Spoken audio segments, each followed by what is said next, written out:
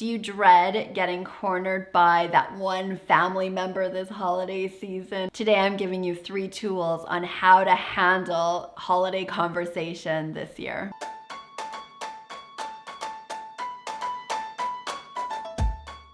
Hi, it's Stacey Berger here with Mastering Your Mindset. As a speaker, a life coach, a business coach, I am passionate about you living a life that you love. I get the question lots, how do you handle the negative water cooler talk? And I think it's such an appropriate time of year to be talking about this, as you're probably going into Christmas parties, family gatherings, and you'll probably find yourself inside conversations where people are complaining, they're bitter, they're negative, and you're finding yourself just wanting to get out of that situation. Or what can happen is you'll find yourself getting into that conversation and feel your energy just spiral down.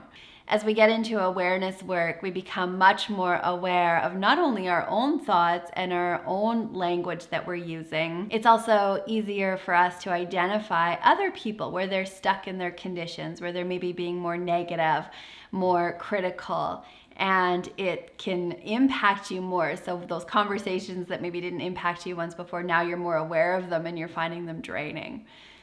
So one of the principles that I've really found helpful is, first of all, to set your intention going into those conversations. Set your intention about how you want to show up. Do you want to be commiserating? Do you want to try and spark more positive conversations?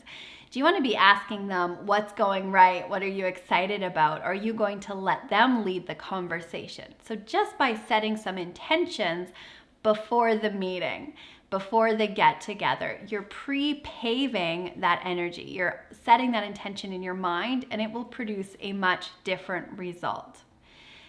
The other tool that's been really, really helpful to me, and I use this with my kids all the time, is to put on your energetic bubble. So if you can imagine, before you leave the house, before you get to that gathering, is putting yourself inside this bubble, which you can make any color that you want. But just imagine this protective layer around you, that the only thing that can get in is loving thoughts, positive thoughts, and everything else bounces off.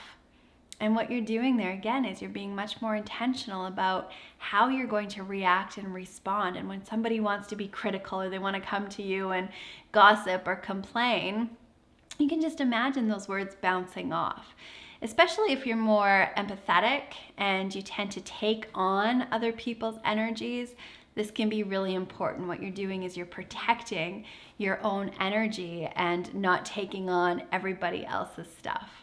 So pre-paving, put on that bubble. And the third tip that I would love to offer you as you're going into those water cooler conversations or those family gatherings is that you can set the tone to those conversations by asking different questions.